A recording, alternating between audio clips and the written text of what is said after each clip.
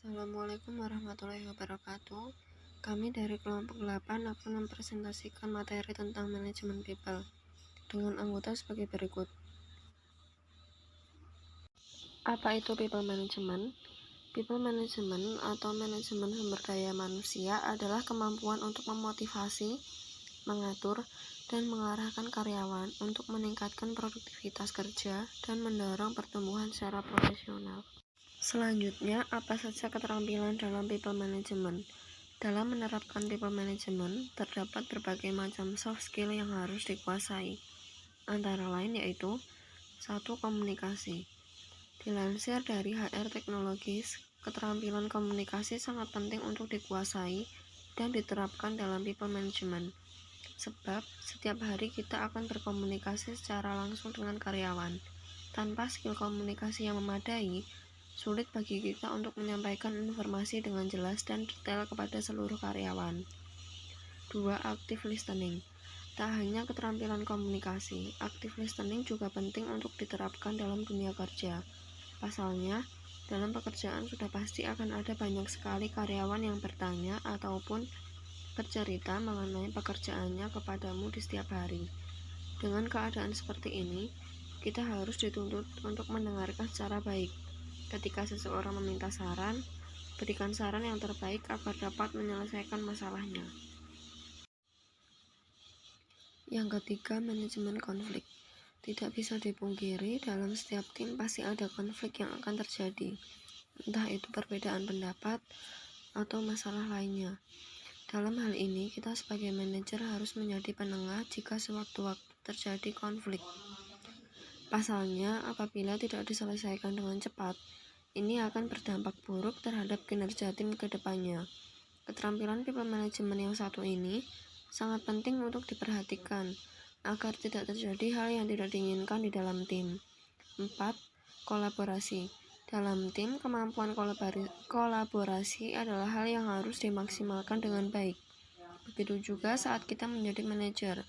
Selain kolaborasi dengan manajer lainnya, kita juga dituntut untuk berkolaborasi dengan karyawan. 5. Fleksibel. Sebagai seorang manajer, kita juga harus dituntut untuk menjadi orang yang fleksibel. Jika tiba-tiba ada karyawan yang meminta bantuan terkait masalah satu proyek, kita harus membantunya. Intinya, dalam keadaan apapun, fleksibilitas penting untuk dimiliki oleh seorang manajer. Cara meningkatkan skill people management. 1. Fokuslah satu keterampilan. Kita bisa belajar secara individu atau bertanya-tanya kepada para ahlinya. Ini akan membantu kita untuk menguasai keterampilan-keterampilan yang lainnya dalam people management. 2. Cari mentor. Melalui mentor kita bisa mengetahui feedback apa saja yang akan mereka berikan. Dengan begitu kita bisa melakukan evaluasi secara rutin perihal kemampuan dalam mengorganisasi orang. 3. Masukan atau nasihat dari manajer lain. Jangan ragu untuk minta masukan atau nasihat dari manajer lain perihal performa kita dalam menangani tim. Hal ini akan berguna untuk kita masing-masing ke depannya.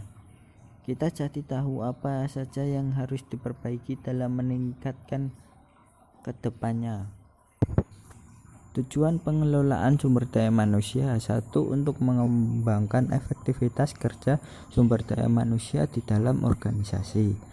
2. Memperbaiki kualitas tenaga kerja dalam suatu organisasi sehingga dapat memberikan kontribusi lebih kepada organisasi. 3. Memberikan aturan kerja yang efektif dengan produktivitas tinggi kepada organisasi. 4. Untuk menyeimbangkan antara tujuan masing-masing individu dan menyelaraskannya sehingga mampu bergerak dalam irama yang sama demi mencapai tujuan bersama, yaitu tujuan perusahaan. 5. Untuk membantu para manajer fungsional dan manajer lini dalam mengelola seluruh tenaga kerja atau karyawan selaku sumber daya manusia dengan cara yang lebih efektif. Proses tahapan manajemen sumber daya manusia. 1. Rekrutmen. Penggandaan manajemen sumber daya manusia. Rekrutmen di sini diartikan penggandaan, yaitu suatu proses kegiatan mengisi formasi yang lowong mulai dari perencanaan, pengumuman, pelamaran, penyaringan sampai dengan pengangkatan dan penetapan. Penggandaan di sini adalah upaya penemuan calon dari dalam organisasi maupun dari luar untuk mengisi jabatan yang memerlukan SDM yang berkualitas. 2. Maintenance. Tujuan utama dari pemeliharaan adalah untuk membuat orang yang ada dalam organisasi betah dan bertahan, serta dapat berperan secara optimal. 3. Development. Pengembangan sumber daya manusia yang ada di dalam suatu organisasi perlu mengembangkan sampai pada taraf tertentu sesuai dengan perkembangan organisasi. Pengembangan sumber daya manusia ini dapat dilaksanakan melalui pendidikan dan pelatihan yang berkesinambungan. Pendidikan dan pelatihan merupakan upaya untuk pengembangan SDM, terutama untuk pengembangan kemampuan intelektual dan kepribadian.